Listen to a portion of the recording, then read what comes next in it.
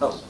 Yes, going back to the UN Charter to include responsibility to protect, there are actually some legitimate like criticisms of Gaddafi's rule, especially during their later years. We actually did, he actually was in fact behind some of the human rights violations, and many of his people, the people there, did not like him, and I was just wondering, like, is there like an alternative, like, to instead of like a military intervention, like to fund like a non-government, you know, movement to fund like resistance groups, you know, to overthrow, you know, a dictator without having to interfere or violate the violate the sanctions. I mean what's that word I'm thinking? Sovereignty. Sovereignty, yeah, without violating the sovereignty of the nation. Is there an alternative? Well, I guess Sandra wanted to say something too. So. No, I'll let you respond to that. Well, I mean that's what Soros does. I mean, he funds these protest movements around the world, and you know, governments that are unfriendly to Wall Street and London. They you know, these protest movements. The classic example being Otpor, which was in Serbia to bring down Milosevic.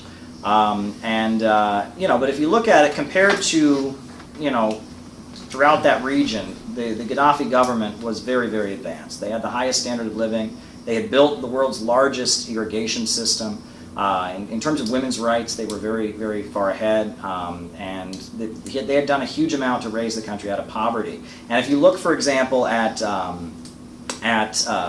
Nigeria, which is now, it used to be Libya was the top oil producing and exporting country on the African continent. Now Nigeria is. And if you compare the conditions that people live in Nigeria in terms of life expectancy, in terms of education and all that, it's nowhere near what Gaddafi had achieved in Libya.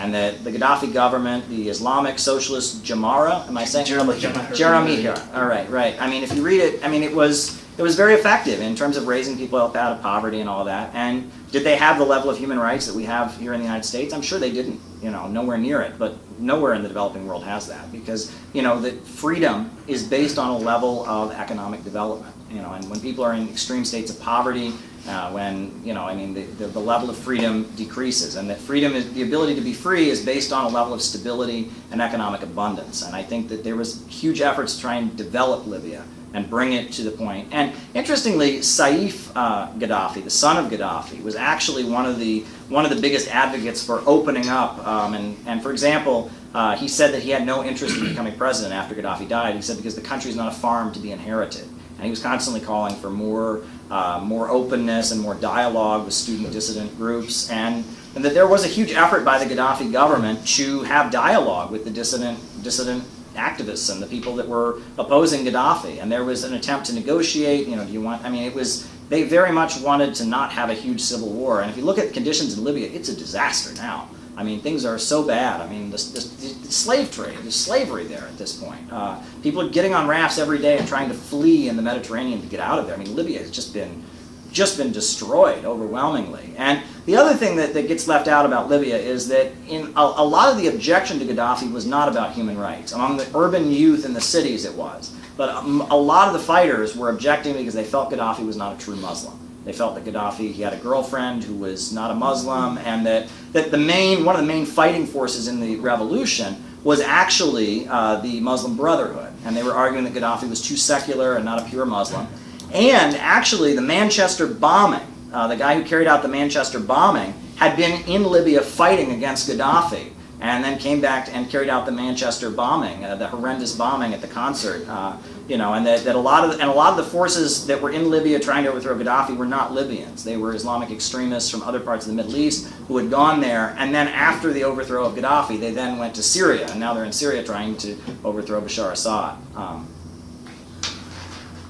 I was impressed with Gaddafi's efforts to create a democracy in Libya. If you read his little green book, it's quite inventive in improving upon our sham democracy. We really don't have a democracy. We have voting games with districting all over the place. But he does set up in his plan for government that every citizen group has discussions. There is flow of choice information all the way up the channel, he does provide really a government of for and by the people. One nice example is he's, instead of jobs, he pushes for partnerships. And I think that is a flaw in America, that taking orders for living is inconsistent with a healthy manhood. If you read the Green Book, he talks about these things called popular committees that were formed, were the basis of the government. And it's very similar to like the Soviets in the Soviet Union, or the committees to defend the revolution in Cuba, or the Bolivarian circles in Venezuela and other Bolivarian countries.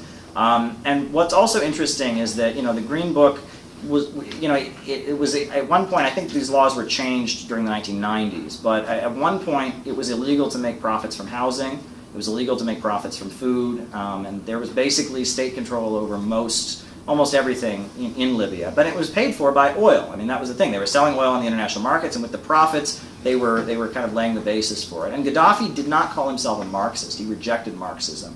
And he argued that Marxism was about factory workers and the proletariat and all that. And he said that Libya, we're more of a Bedouin and an agrarian culture. So why would we? So but it's interesting. Gaddafi was aligned with the Soviet Union. He was a funder of the Black Panther Party in the United States. He was a funder of the IRA in Ireland. He was a funder of all kinds of groups that were fighting for national liberation and things like that around the world. Gaddafi was certainly interesting. And I want to say during that war, the biggest rally that I went to against the bombing of Libya was in Harlem, and it was the Millions March in Harlem, called by the Nation of Islam. And there were tens of thousands of people there protesting against it. And many of them felt that if Obama had not been president, the war in Libya wouldn't have happened. That it took a black president to carry that out, because Gaddafi was so loved. And the other thing that gets raised a lot is that Gaddafi was apparently talking about creating an independent African currency at the time. And that many people believe that played a role. And I believe many people have pointed out that if you look at Hillary Clinton's emails, that she almost admits that was a factor in why they wanted to overthrow him. But we should talk about other things than just